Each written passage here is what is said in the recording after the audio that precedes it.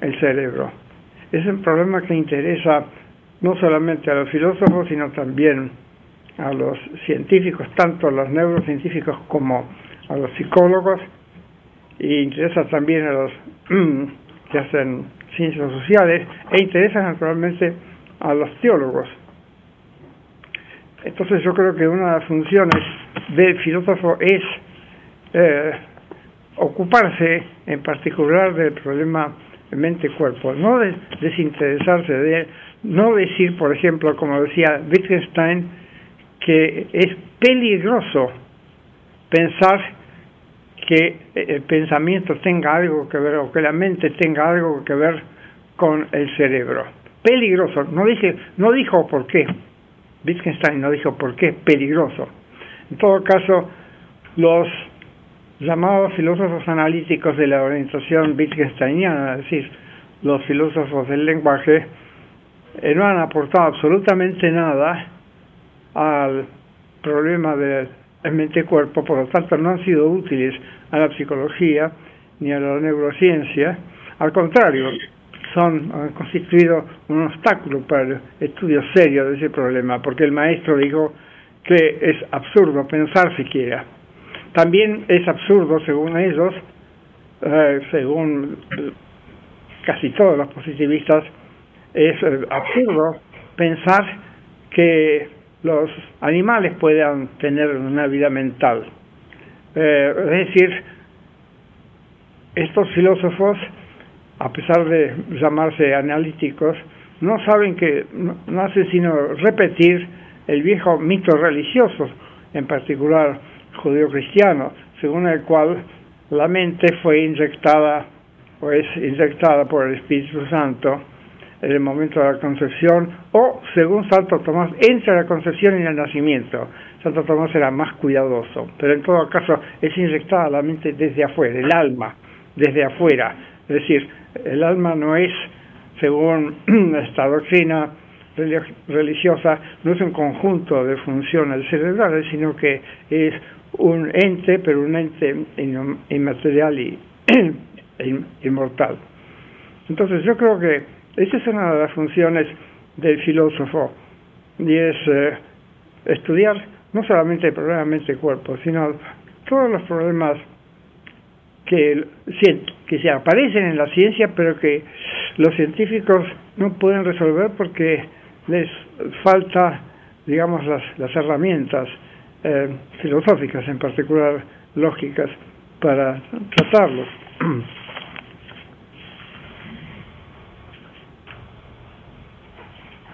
Otra pregunta es la siguiente: ¿es reductible la neurociencia a la física, como lo sostiene el fisicismo? El que hace la pregunta dice fisicalismo. Este es un anglicismo. En castellano decimos fisicismo. Incluso en cordobés se dice fisicismo, no fisicalismo. O las funciones mentales son procesos biológicos o físicos en el sentido de objetos que estudian la física. No, obviamente los procesos mentales no son procesos físicos. El cerebro no es un objeto meramente físico, es físico, pero también es químico. Pero lo que caracteriza al cerebro vivo, a diferencia del cerebro muerto, es que tiene funciones biológicas, una cantidad de funciones biológicas. Una de las que no tiene es la división celular, pero se sabe que algunas partes del cerebro, en particular el hipocampo, hay reproducción, se dividen las neuronas, o sea, cumplen o realizan, como decía Monod, el sueño de toda célula, decía Monod, el sueño de toda célula es dividirse. Las células individuales no pueden soñar, pero de todas maneras es graciosa la expresión. Entonces, no, las funciones mentales son funciones biológicas, lo mismo que el metabolismo, pero a diferencia del metabolismo son funciones muchísimo más complicadas y que no cumplen las células individuales. Por ejemplo, cada célula pasa por procesos metabólicos. En cambio, con una sola célula no se puede pensar. Hay células, sí, células especializadas que individualmente pueden detectar ciertos impulsos, ¿no? Pueden incluso detectar si este lápiz es vertical o horizontal, ¿no? Pero no pueden, no salen de ahí, no pasan de la detección de estímulos, ¿no? Para poder sentir algo, para poder desear algo, para poder sentir asco por algo, por ejemplo, hace falta la ínsula que se encuentra abriendo aquí, ¿no? Para poder sentir miedo hay que tener una amígdala. A propósito de eso, hace unos años cundió el pánico. Me acuerdo, alguien me preguntó, ¿usted sabe que a mí me quitaron las amígdalas cuando yo era chico? Y fíjese, sin embargo, yo sigo sintiendo miedo. Bueno, el amígdala cerebral no es lo mismo que las amígdalas de aquí de la garganta, ¿no?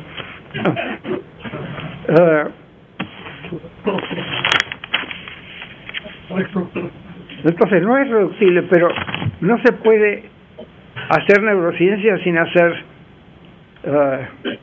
física biológica, porque obviamente hay procesos físicos en cualquier célula y en cualquier conjunto de células. Por ejemplo, una de las primeras leyes encontradas y formuladas matemáticamente es la ley de propagación del impulso nervioso a lo largo de una acción, de una axona, la ley de Hodgkin-Huxley, ¿no? Y es interesante que esa ley, aunque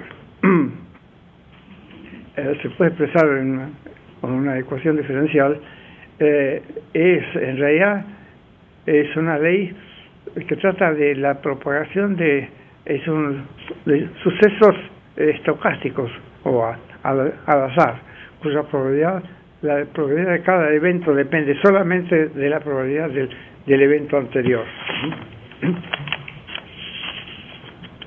Otra pregunta es esta: ¿qué relación existe o debiera existir entre las neurociencias y las ciencias sociales? Hay una relación, existe desde hace mucho tiempo. Bueno, no tanto, desde hace unos 30 años. Existe la neurociencia social cognitive neuroscience, las neurociencias cognitivas sociales. Existe incluso una sociedad que se acaba de formar. Pero todas las ciencias cognitivas, en realidad, o neurocognitivas, tendrían que llamarse no solamente cognitivas, sino también afectivas y sociales. ¿Y por qué? Porque se sabe desde hace mucho tiempo que las condiciones sociales modifican los procesos mentales. Uno de los estudios más interesantes es el estudio Whitehall, hecho se viene haciendo desde hace más de 20 años.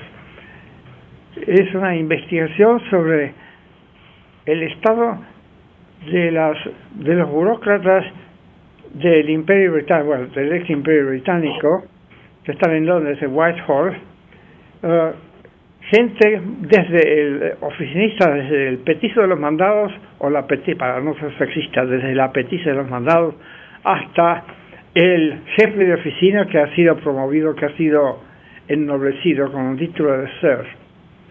Antes se creía que los ejecutivos eran víctimas eran más susceptibles al estrés que sus subordinados. El estudio de Whitehall encontró que es justamente al revés, que los más estresados son los de abajo. Y ese estudio fue confirmado con estudios con ratas, hace ya bastantes años.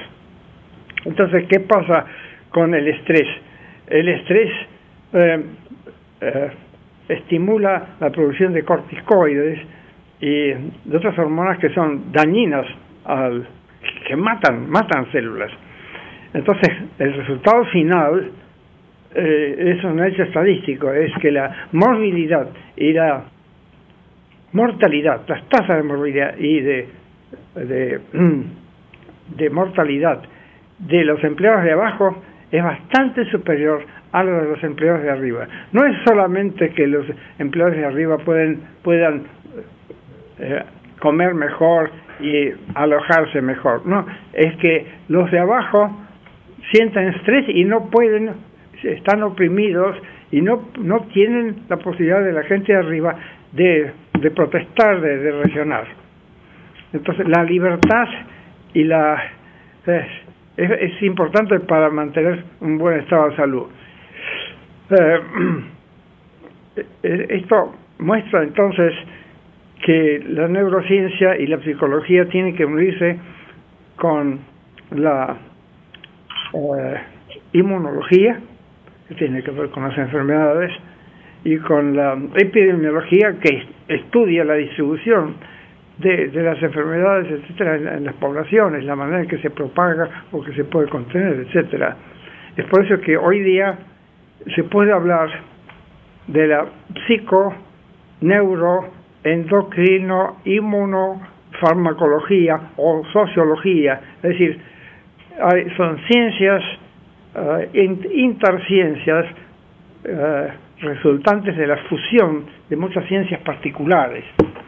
Es decir, que el que estudie procesos mentales se va a interesar no solamente por los niveles inferiores, en particular el químico, por ejemplo, por qué tomamos café o por qué hay gente que toma whisky, etcétera, es decir, son estímulos de tipo molecular, sino que hay que tener también en cuenta el entorno social. Es decir, la neurociencia cognitiva y afectiva y social es la ciencia más completa en la que tiene que tener en cuenta la mayor cantidad de niveles de organización del mundo.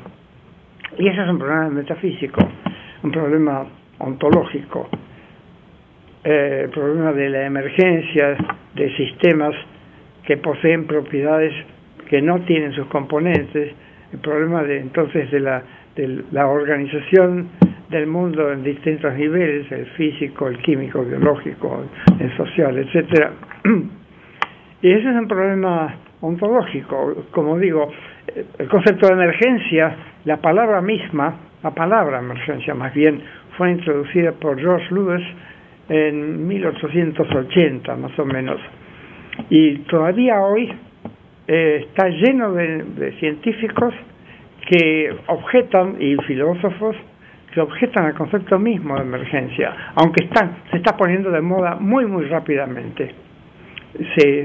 Si ve la palabra emergencia, aparece en un número creciente de publicaciones, pero los filósofos no se han ocupado de analizar ese concepto. Si ustedes se fijan en cualquier diccionario de filosofía, excepto el mío, no van a encontrar la palabra emergencia. Van a encontrar en cambio la palabra supervenience o superveniencia.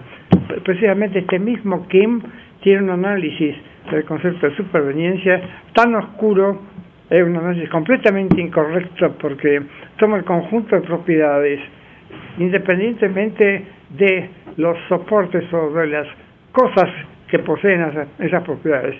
Entonces, arbitrariamente le adjudica la propiedad booleana, es decir, que dadas dos propiedades existe la conjunción de propiedades, existe la disyunción. Yo puedo hablar de atributos, por ejemplo, puedo decir que el doctor Unzain es un ser humano o un elefante, y es perfectamente verdadero. Pero ¿para qué introducir elefantes, sobre todo que son tan enormes, tan incómodos, ¿no?, en la discusión?